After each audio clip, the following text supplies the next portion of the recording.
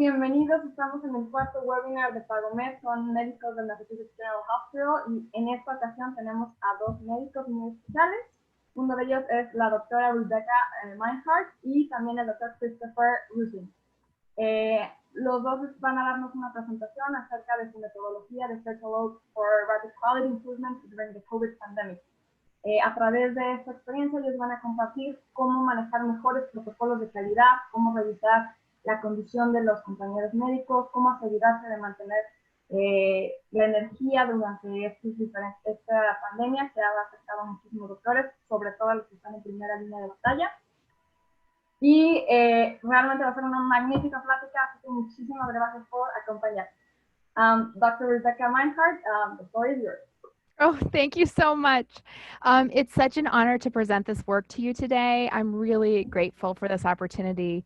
And we're really excited to present this work on Circle Up because we really feel like it was definitely a necessity with looking at how the COVID pandemic was affecting all of us so dramatically. And so I'd like to start with inviting Chris to share a little bit about the background of Circle Up, maybe for starters, and then we'll go into introducing ourselves in a bit.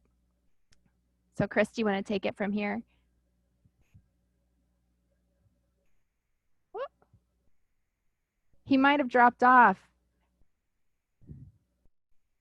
Is he there? I think he dropped off.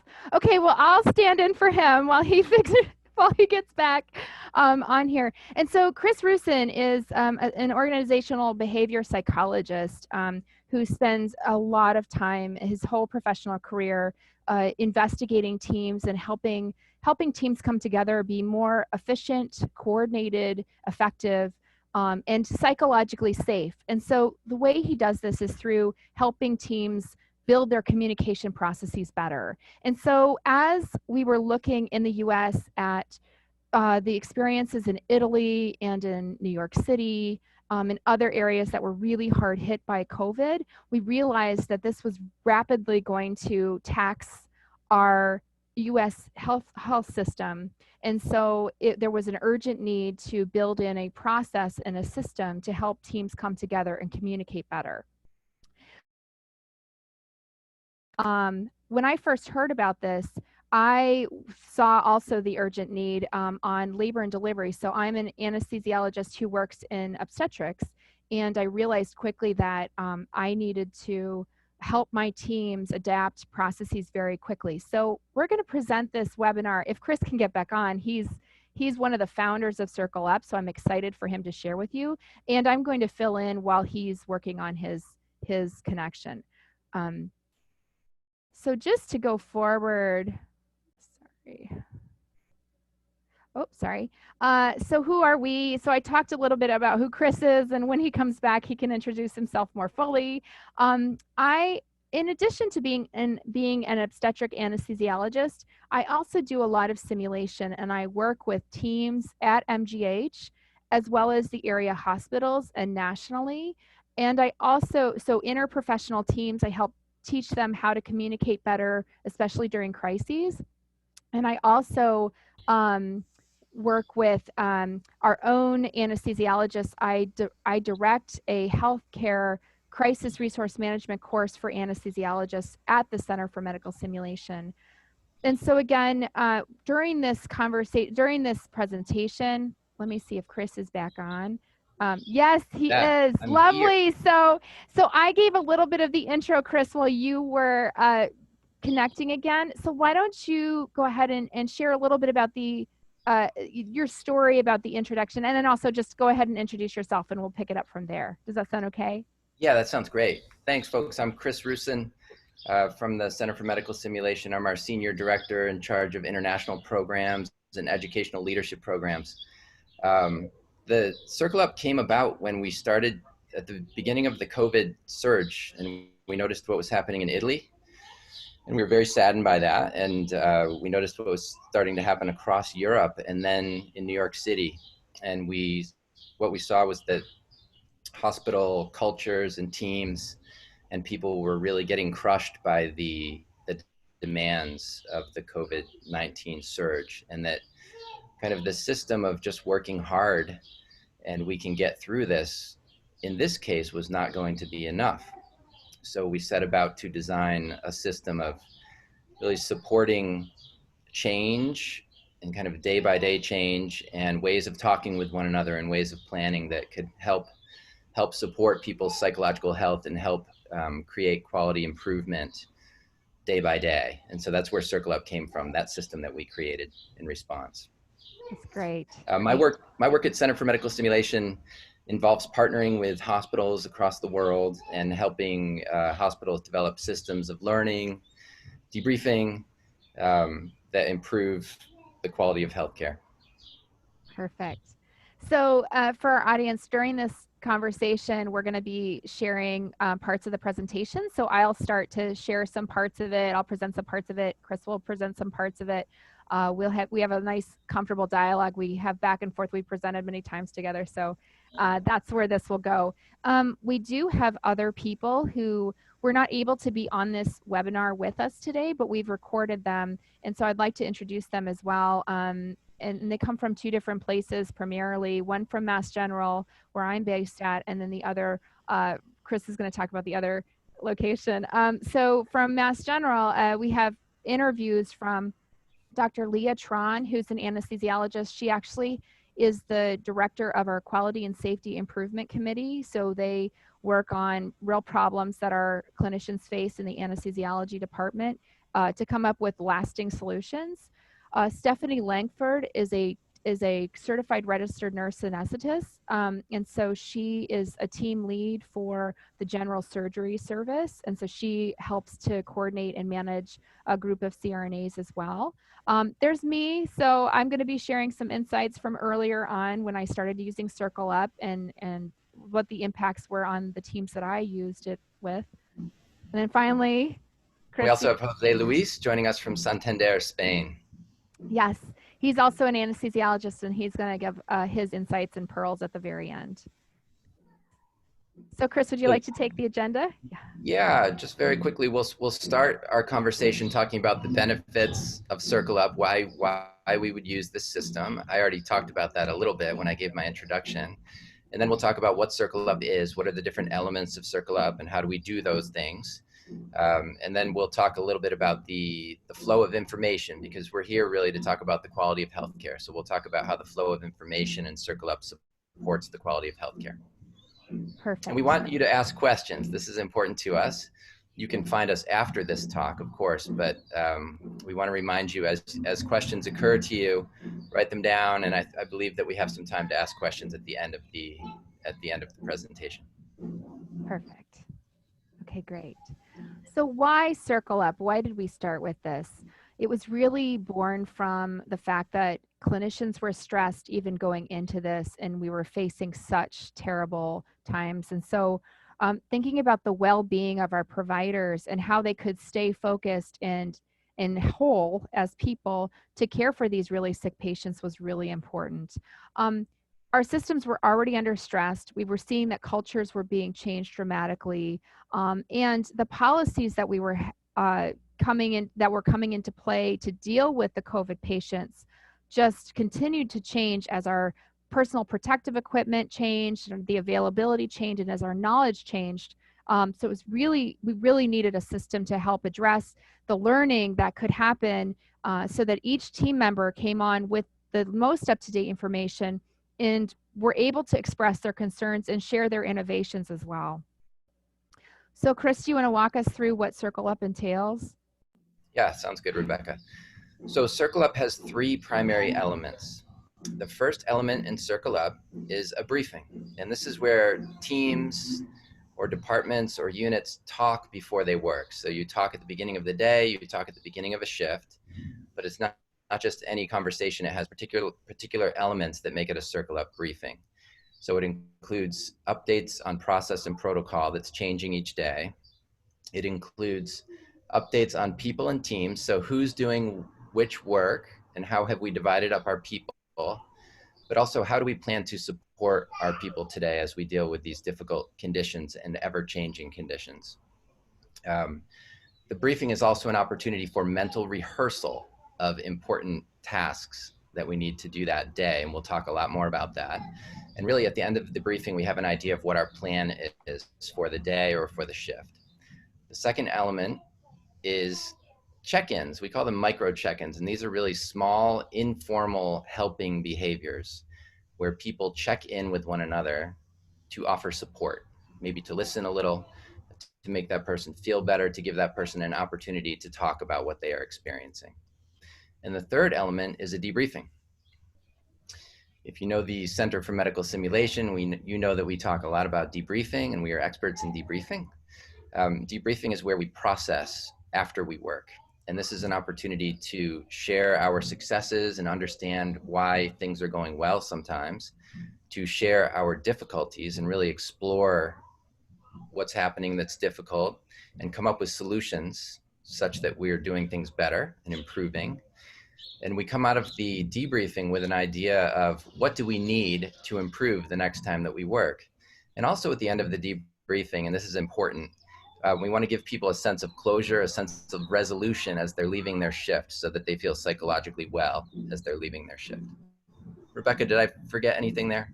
No, I think that's perfect. That really captures it. So we're going to go into each of these elements now in a little bit more depth. The first is the briefing, and this idea of talking before working is quite radical actually, and it could be very different from what you're used to doing. And so it really comes, though, it's like an investment in the day, an investment to be on the same page. So the elements that Chris talked about that we need to cover in the briefing include what are the new protocols, what are the new processes that we have to go over and review with each other, who are we working with today and how are they doing? Are they dealing with something in the back of their mind that is distracting to them and they need to sort of process something or attend to something first? The mental rehearsals are really ways to as you're going forward, what is the next thing that you need to happen if there's a high risk procedure or something like that, to really make sure you review it with your team. And then finally, making sure you all have a shared common goal in mind. So these are the elements that I do when I cover the briefing at the start of a shift.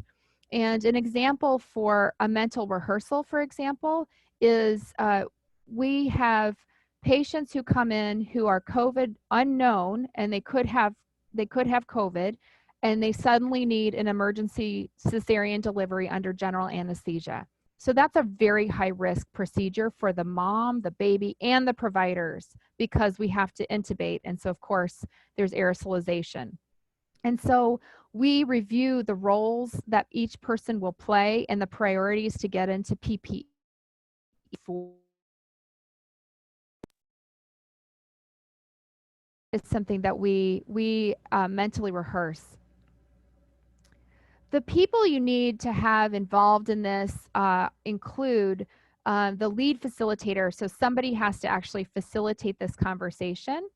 There have to be people who, and actually direct it somewhat. So sometimes the briefing can go off a little bit on tangents, and I as the facilitator just want to make sure that I give everybody a chance to speak.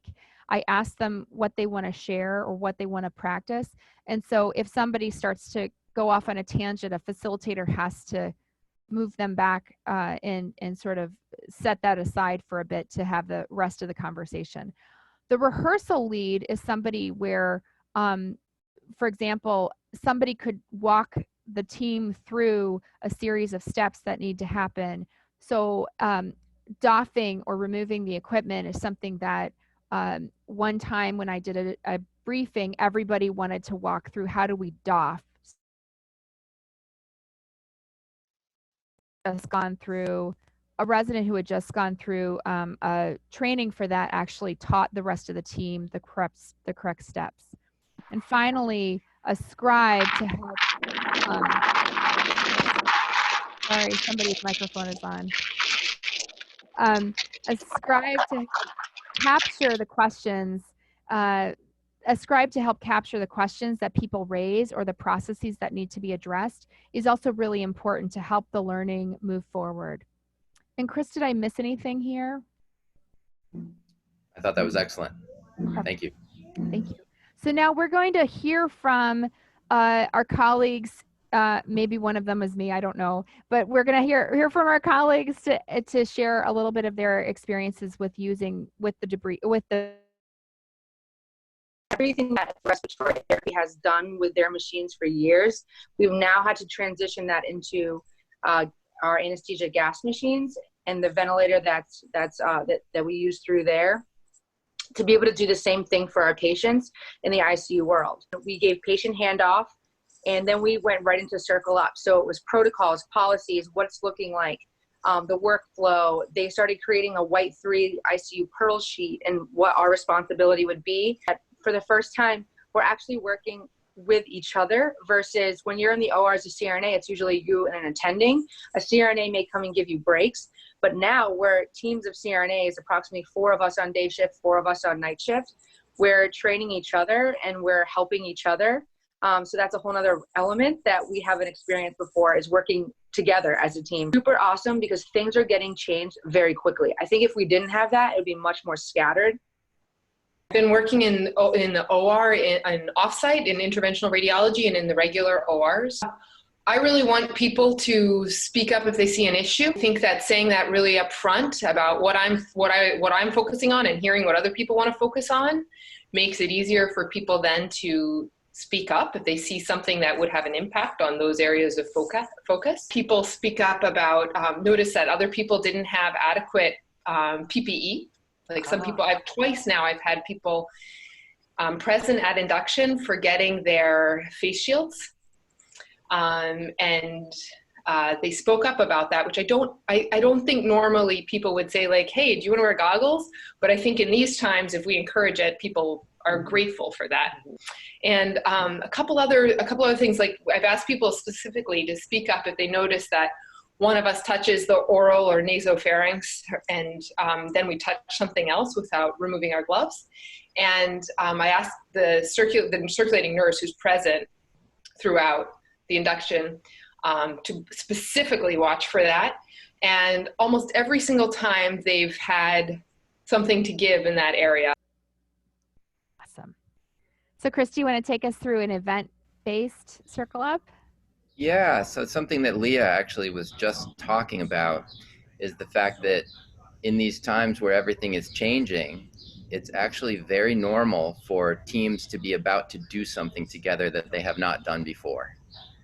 And so it can be very valuable for that team to come together, literally get into a circle and to talk with one another about what they are about to do in order to minimize the risk of what they're about to do and increase the chances of doing it successfully and feeling good about doing it. So the team can have a brief huddle, and that requires someone to call everyone over and say, we're about to do this thing. I'm worried about it. Let's talk about it first. And really that's an opportunity for a brief mental rehearsal. And so that team can literally talk through the steps of what they're about to do, imagine doing it in their heads, and then do it. And then they can do the task and then talk about it afterwards, have a debriefing, think about what they learned, and think about what they can contribute to others who might do this very same thing later in the day.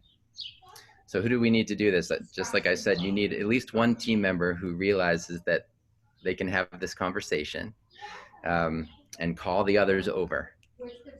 And that's really what you need for an event circle up. Rebecca, maybe you have an example of one of these that you've done recently. Yes, thank you. So as an OB anesthesiologist, we used to have mobile carts with all of our supplies for epidural placements. And we realized quickly that oftentimes people are coming in labor and they're asking for epidurals before we know if they have COVID or not, because their test isn't back. And so we needed to protect the equipment from possible contamination.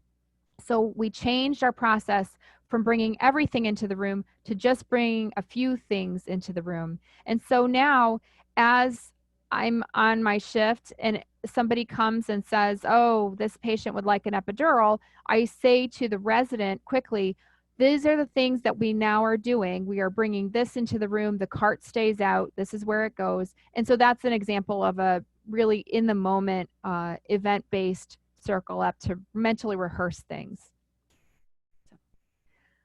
So the micro check-ins are really important. You see this person here, he looks so defeated, angry, frustrated. This is what a lot of us are going through. And in order for us to be fully here to take care of our patients, we need to have support systems that are robust. And so talking to people actually surprisingly gives them chances to vent and to be more focused and to be more present. And so I really think that this is a central component of the Circle Up and really cannot be ignored.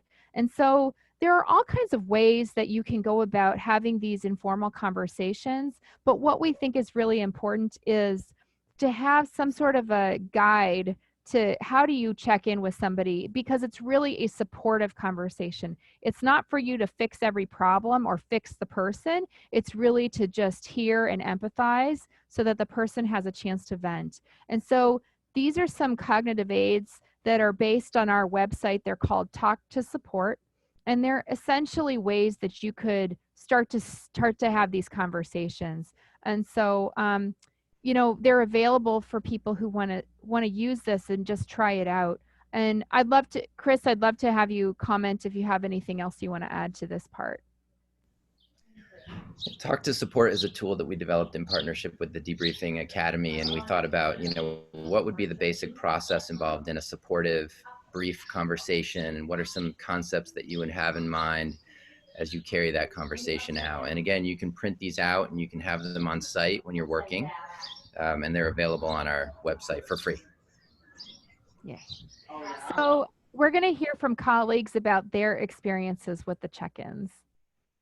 I kind of have in my mind that I want to hear stories from people during the day, and it could be stories about their day, or it could be stories about other things that are going on for them. So I kind of make it a point to pair, I don't know, I just like to link behaviors that I'm doing with an action that I do. So instead of in anesthesia, like I see VFib and I say, it's VFib, we named it the defibrillator, we need to do chest compressions, we need to shock. I'd say, okay, so I'm sitting down and somebody else is sitting down. I haven't heard their story yet. I'm going to ask them how they're doing. So I try to pair anytime I'm resting and somebody else is resting near me or seems like they want to talk, to then just ask them the same questions, which is just, hey, how are you doing? How are you really doing? You know, I'm thinking about you. And they're surprisingly brief, but surprisingly, for me anyway, there's surprisingly a lot of information I'm hearing about people's kids who are at the front lines, and they're worried about their daughter who's a nurse, who's at an area hospital doing things that she's never done before. Now she's an ICU nurse and she was, you know, something else. And so it's just really, it's really nice to have those moments, because I feel like it's a little emotional release for people throughout the day. Yeah. So now, Chris, do you want to take debriefing? Yeah. So the debriefing is the conversation that we have at the end of a shift or at the end of a day. And that's where we invite people in to share what they've learned, really. It's a very powerful invitation to share what we've learned that day. So in the process of doing that, we want to make sure we make the conversation feel as psychologically safe as possible. Create some boundaries around that conversation and some understandings of how we handle the information in the conversation. But really, we want to explore what's going well so that we can repeat it, invite people to share that. We want to explore what has been difficult for us, and we want to understand the root causes of what has been difficult so that we can try to intervene, so that we can try to create some solutions to those difficulties.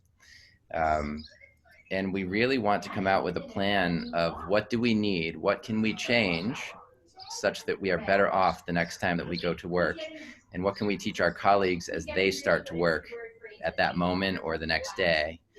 And again, as we said earlier, we also want to give people a feeling of resolution, emotional resolution as they leave that day. We want to help them be able to leave their work at work. And this sort of processing that we do in a debriefing really, really powerfully helps with that and creating that calm feeling, which allows people to free up their mind, free up their heart, and go home and rest. So the team for a debriefing, because there's a lot of processing that happens in a debriefing, you need someone to lead the conversation. And we also recommend that if you have a second person, you could have another leader, a co-leader. And that person can help notice where we are in the conversation, notice people that want to talk, organize the information in the conversation. We also recommend that you have a scribe, someone to literally write things down, and also that someone is responsible for carrying the information from the debriefing to the next groups and to the other people's briefings. And this is a very powerful debriefing team.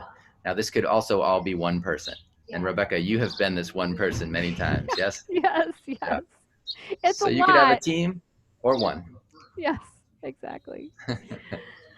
So let's see. So so somebody's experiences, I'm so sorry, somebody's experiences with the debriefing here. If the team had been in the night before, the day before, report is more seamless.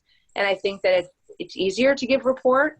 When I go back on Thursday night, it's almost like I'm stepping onto the unit for the first time all over again because so many things change so quickly. Circle Up has really helped us with that. Yeah. But people really love it. They bought in, right? So they bought in.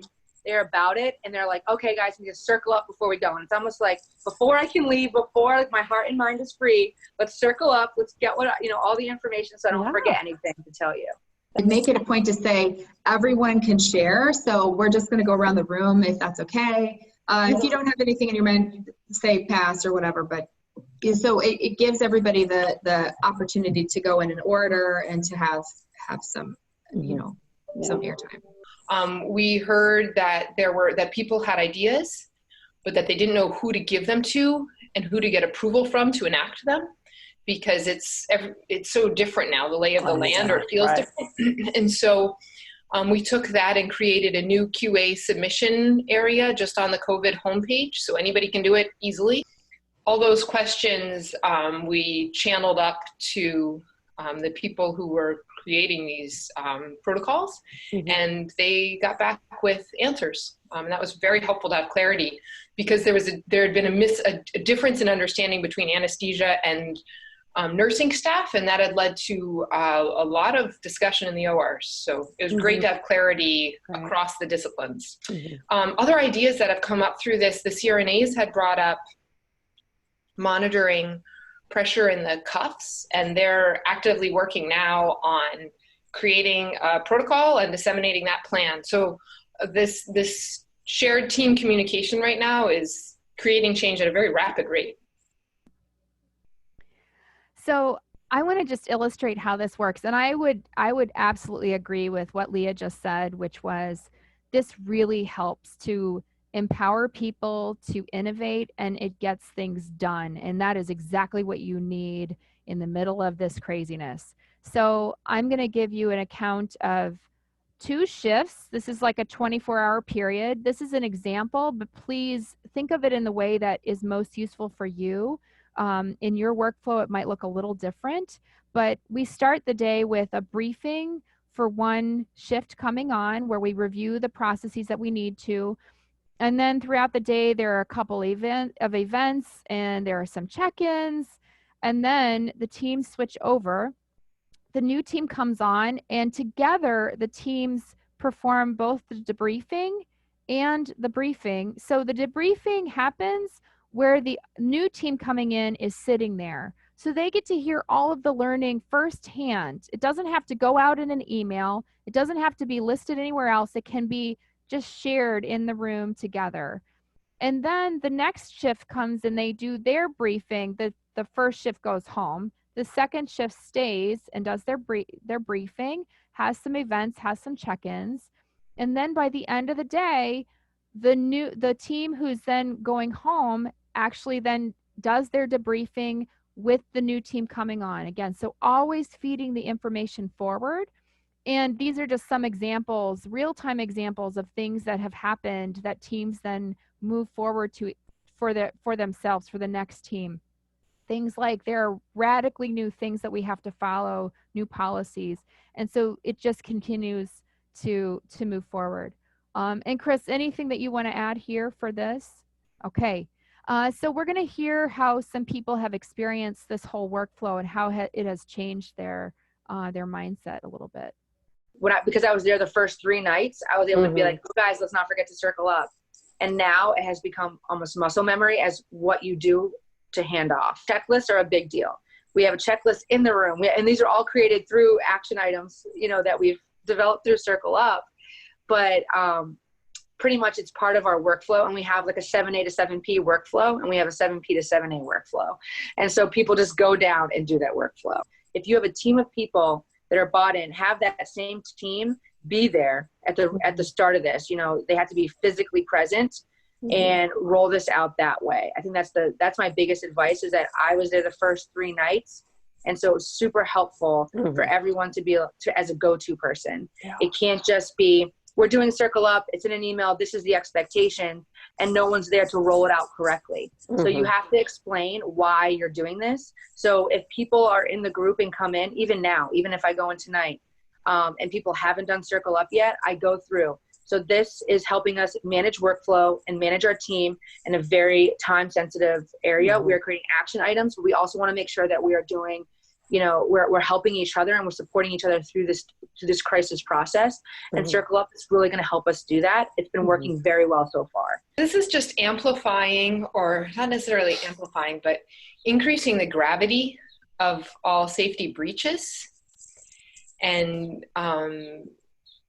mobilizing people to make change. And Circle Up is giving people a way to speak up about their ideas, and about, even if they don't have ideas, about the breaches they see.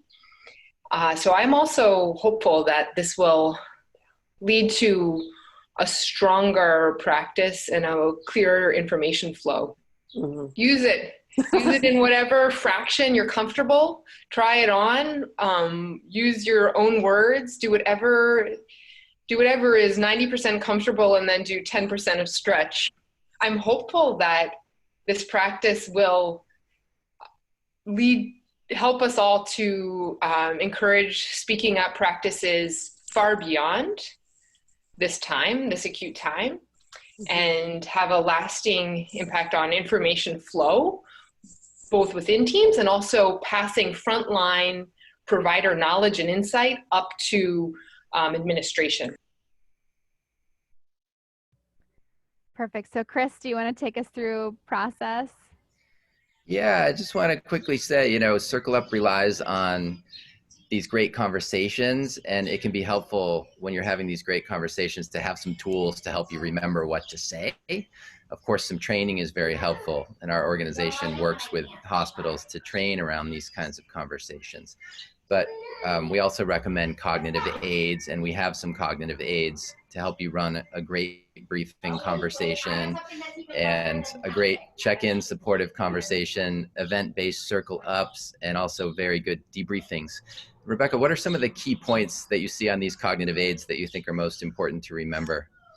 I think really the invitation for all team members to share their concerns is really important throughout. So the first, at the briefing, I make a point to make sure everyone has a chance to share something. I think it helps them speak up the rest of the day. This is really important, especially for mixed teams, I think, where maybe people know each other, maybe they are familiar with each other, or maybe they are not familiar with each other. We know that these can impact how much people speak up about concerns that they have or great ideas of innovations. And so I think really the invitation is really important, because it also makes it all relevant for them, and it does help people fill in the gaps where they don't remember how to do something and they maybe feel a little embarrassed to share. But if everyone is sharing, it makes it much easier. And I think in this moment where the challenges that you face are so dangerous to so many people, I think we need to be really supporting that. And finally, I think people are coming with all kinds of challenges. Families are being challenged. People have loved ones who are sick in the hospital, all kinds of things financially. Many people are impacted. And so being able to check in with people and give them a platform to share what's on their mind is super important to help them stay focused. I cannot say that enough. And just, yeah, so that's something that I think is really, it binds the team together more also. So it helps in ways that you don't even appreciate at first. But people feel more connected, and when they feel more connected, they feel more like they want to help everyone else. So I think those are really important things. So some final thoughts as we move into the last video and then open for any questions that might be there. Chris, do you have final thoughts at this time? Yes, well, first of all, thank you so much. I had to move outside to my emergency shared network, and I appreciate your patience. My big thought here is that, you know, hospitals and healthcare organizations are not designed to deal with this moment, and they're not designed to deal with changing conditions, constantly changing conditions. And so, but the environment, our world is demanding that we change and that we be very efficient with that kind of change. And so this system of conversations and of information flow is really essential. We need to have something like this in this moment, where we talk before we work, where we support one another and talk while we're working, and where we talk after we work and we take what we're learning and we use it immediately. So I think that's the value here. Yeah, I think too, my thoughts are just that this is such an investment, and it maybe seems like, oh, there's so much talking, but it's amazing how much better our work processes have become. And many people coming out of the woodwork to work on projects, it's amazing how much we've had accomplished on our own labor and delivery floor. We have a totally new workflows for all of our situations. We've made a ton of educational videos based on this type of work to teach other people. We've empowered everyone to teach each other the new processes and to speak up. So really, I think consider it. Just consider, you know, sort of investing in that little bit of talking. My conversations with people when I do briefings last 10 minutes. It's a team of maybe up to 8 people, and we just quickly move through. And so it is something that we want it to be doable for you as well, or to even to consider practicing with. And so we're going to leave you with some final thoughts from our colleague, Jose Luis.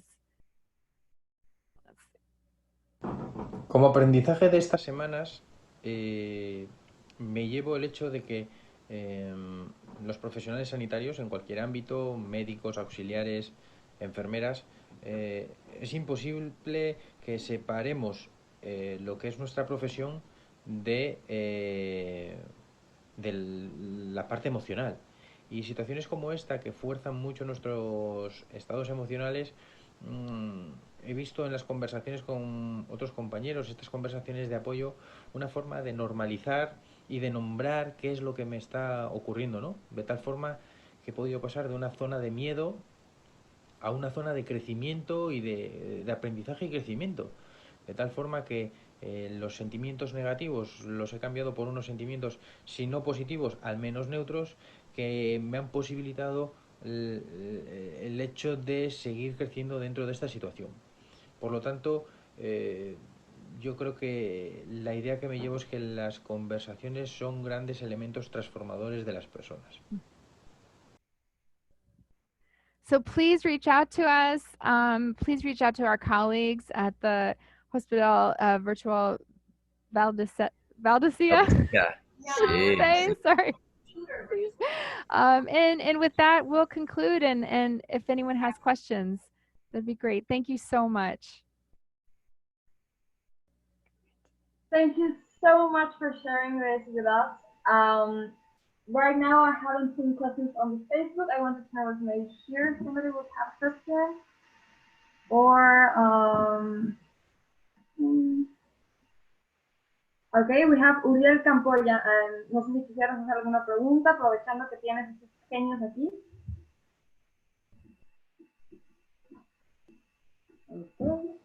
Okay.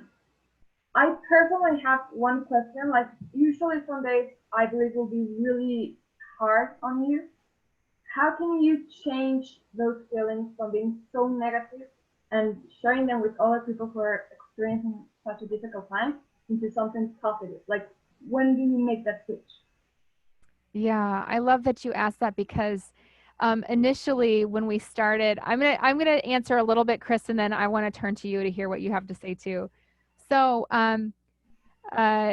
initially when this started, my first question to the group was, how are you doing? I was leading a debrief.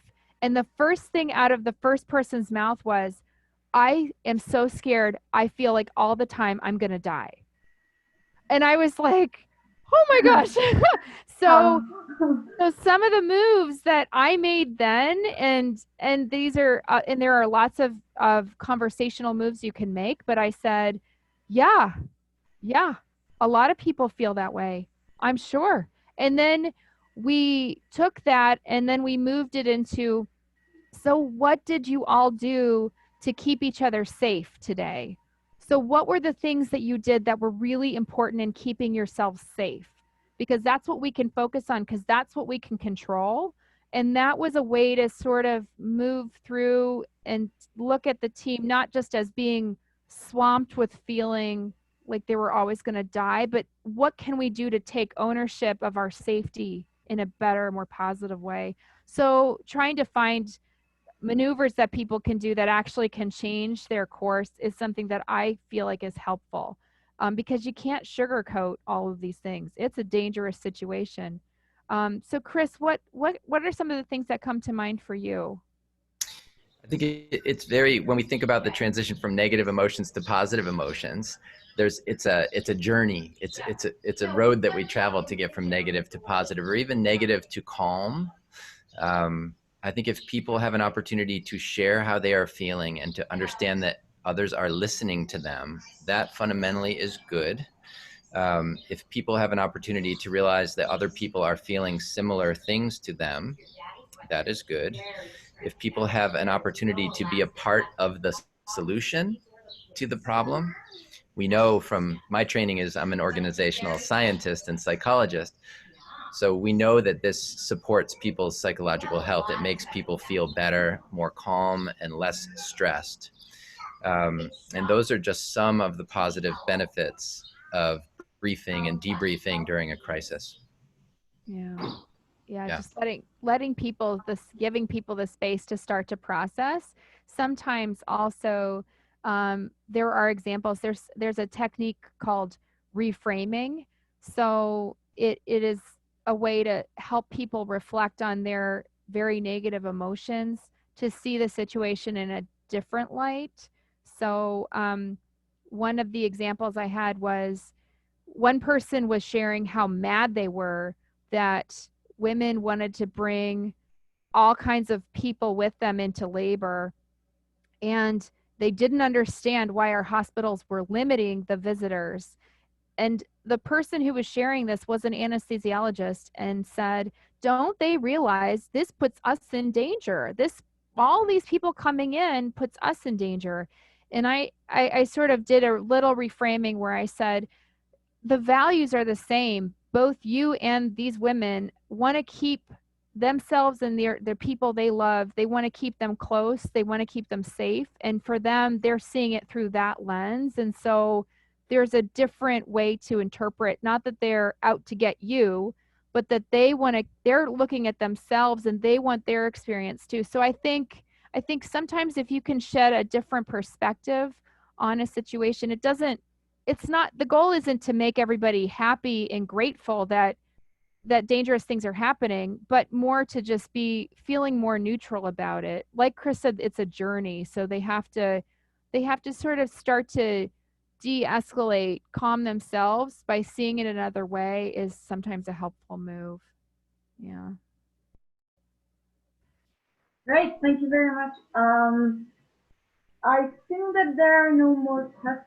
I don't know if you would like to share just some last thoughts about this, or how have you seen your teams improve in how many times? And I think that might be everything. Yes, thank you so much. Thank you. Such a pleasure. Thank you. Yes, thank you so much. Pues muchísimas gracias a todos los que nos acompañaron. Subiremos este video a YouTube.